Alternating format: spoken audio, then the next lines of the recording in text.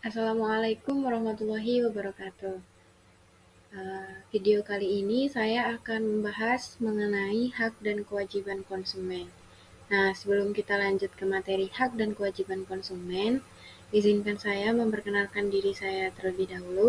Nama saya Marifatunisa dengan NIM 22020360064 dari kelas HES 5A, mata kuliah Hukum Perlindungan Konsumen yang diampu oleh Ibu Feni Bintarawati MH dari Universitas Islam Negeri Wali Songo.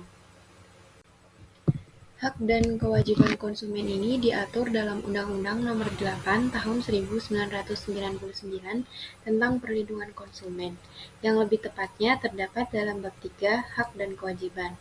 Nah, hak konsumen ini diatur dalam pasal 4 dan kewajiban konsumen diatur dalam pasal 5. Nah, untuk materi yang pertama mengenai hak konsumen yang telah diatur dalam pasal 4 Undang-Undang Nomor 8 Tahun 1999. Nah, dalam undang-undang ini terdapat 9 poin mengenai hak konsumen.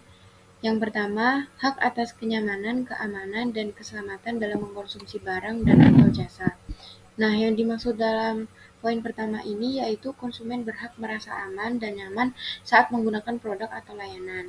Nah, produk atau jasa yang ditawarkan atau yang diberikan kepada konsumen ini harus memenuhi standar keselamatan sehingga tidak akan membahayakan para konsumen. Seperti contohnya makanan atau kosmetik yang telah berstandar BPOM.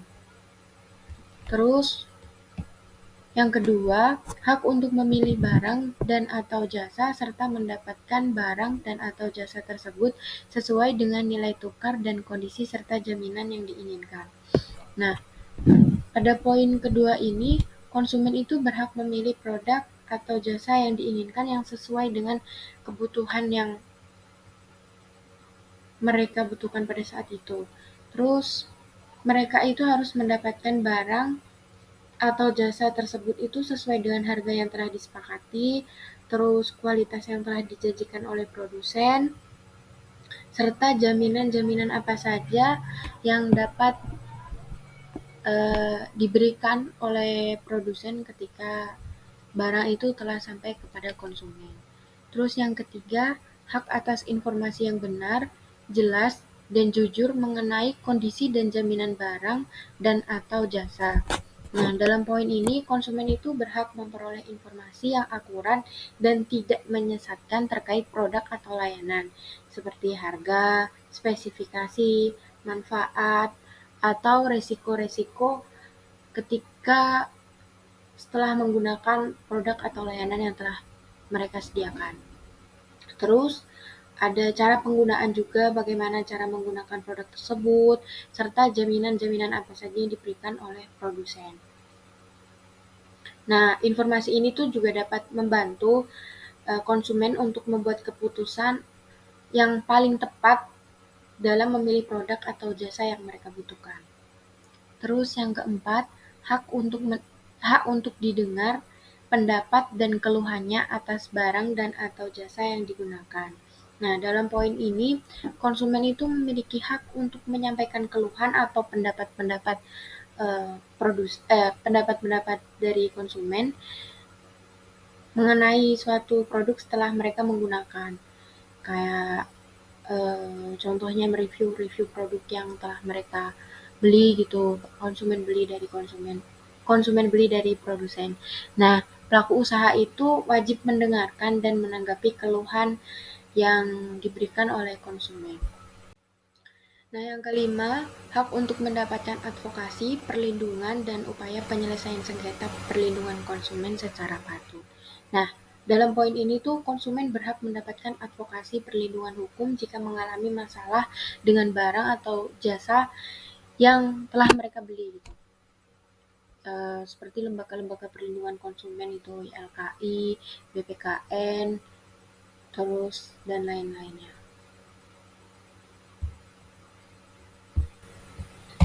Yang keenam yaitu hak untuk mendapat pembinaan dan pendidikan konsumen. Nah, konsumen itu berhak mendapatkan pendidikan dan informasi yang bertujuan untuk meningkatkan kesadaran dan pemahaman mereka terkait hak-hak konsumen, apa saja hak konsumen, terus apa saja kewajiban-kewajiban konsumen, serta cara penggunaan produk yang benar, resiko, dan lain sebagainya. Terus yang ketujuh, hak untuk diperlakukan atau dilayani secara benar dan jujur serta tidak diskriminatif. Nah, dalam poin ini itu konsumen itu harus dilayani secara adil, jujur, tanpa adanya diskriminasi mengenai agama, ras, suku, warna kulit, jenis kelamin, dan lain sebagainya. Terus yang kedelapan, hak untuk mendapatkan kompensasi, ganti rugi dan atau penggantian apabila barang dan atau jasa yang diterima itu tidak sesuai dengan perjanjian atau tidak sebagaimana mestinya. Nah, dalam poin ini, jika barang atau jasa yang diterima oleh konsumen itu tidak sesuai dengan apa yang dijanjikan atau apa yang telah dipesan, atau terdapat cacat misalnya, itu konsumen berhak meminta kompensasi berupa penggantian barang, perbaikan maupun ganti rugi. Terus yang ke-9, hak-hak yang diatur dalam ketentuan peraturan perundang-undangan lainnya.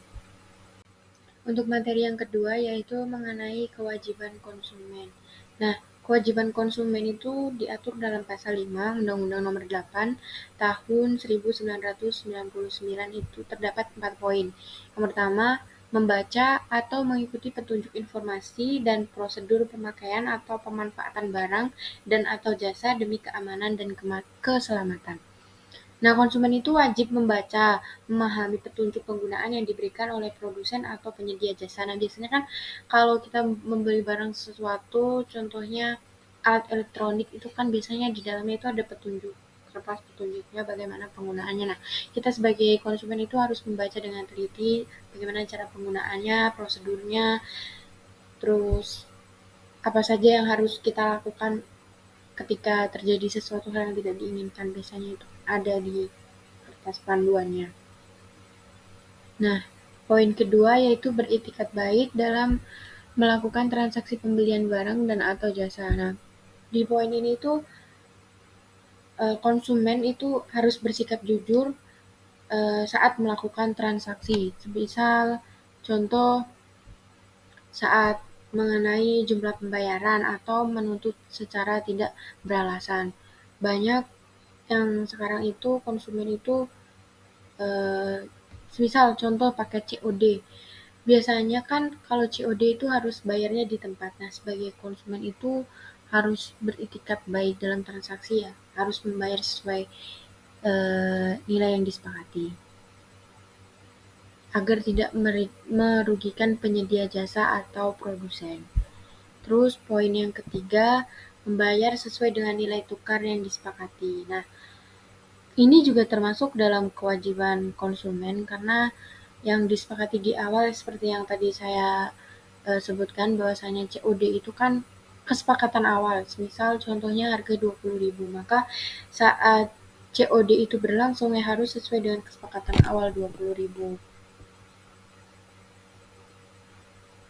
Terus poin yang keempat, mengikuti upaya penyelesaian hukum sengketa perlindungan konsumen secara patut. Nah, jika terjadi sengketa antara konsumen dan produsen atau penyedia jasa ini, konsumen itu berkewajiban mengikuti proses penyelesaian sengketa sesuai hukum yang telah berlaku.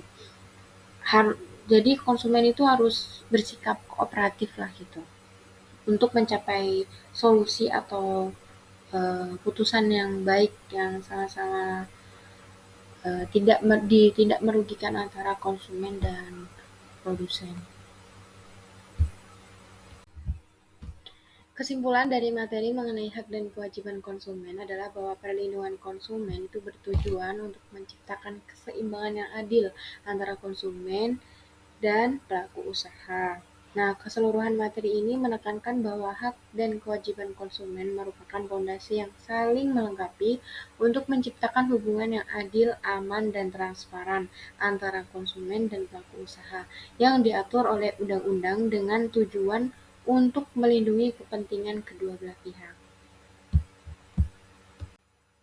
Nah, sekian materi yang dapat saya sampaikan. Apabila ada tutur kata yang salah atau kurang berkenan dari pemirsa sekalian, saya mohon maaf dan terima kasih telah meluangkan waktu untuk menonton video yang telah saya buat.